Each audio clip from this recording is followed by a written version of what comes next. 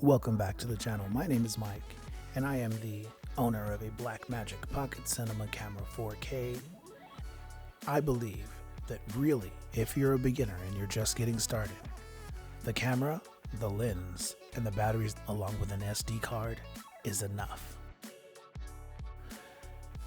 I took this setup out to the Santa Monica Promenade and decided that I would try to shoot some footage and just kind of give you all an example of what you would get straight out of the camera.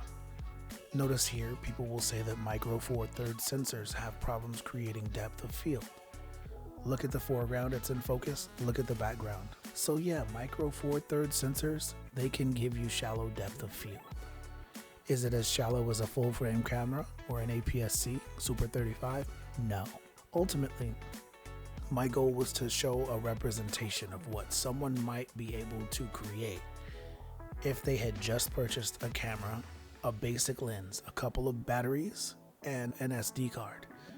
So ultimately, my goal wasn't to create something cinematic. More than anything, this is to show you the type of image that you'll get straight out of the camera on a very basic setup. Also, my goal is to show you that you can make really good looking, clear, sharp, usable images with just a kit lens, the camera, the batteries, SD card.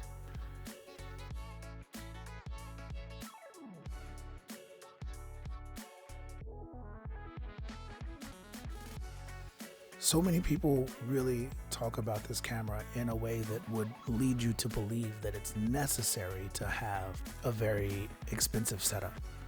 And I don't think it's necessary, especially if you're just starting out. You have so many other things to learn in terms of like framing and storytelling and editing and color grading. All of that stuff comes far before needing an external monitor or needing to shoot to a hard drive as opposed to an SD card.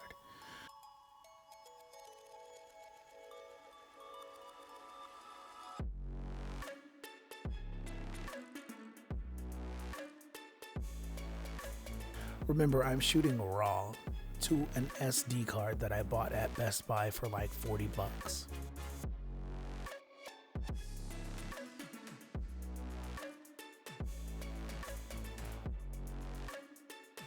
Now remember, I'm shooting on not primes, but basically just a kit lens with a variable aperture.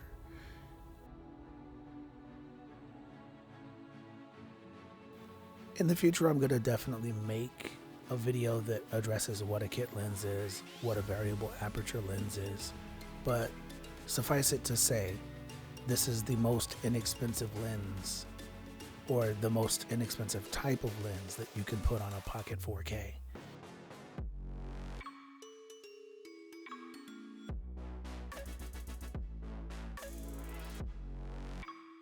And I'm sure you can see now that the image that it creates is pleasing.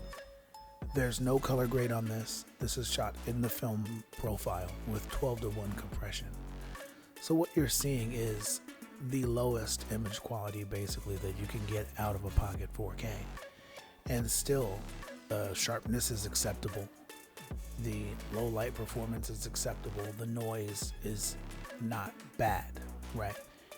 Ultimately, I think that if I was looking at this image and someone said, oh, that came out of a $1,300 camera, probably a $1,500 setup, I would be very pleased.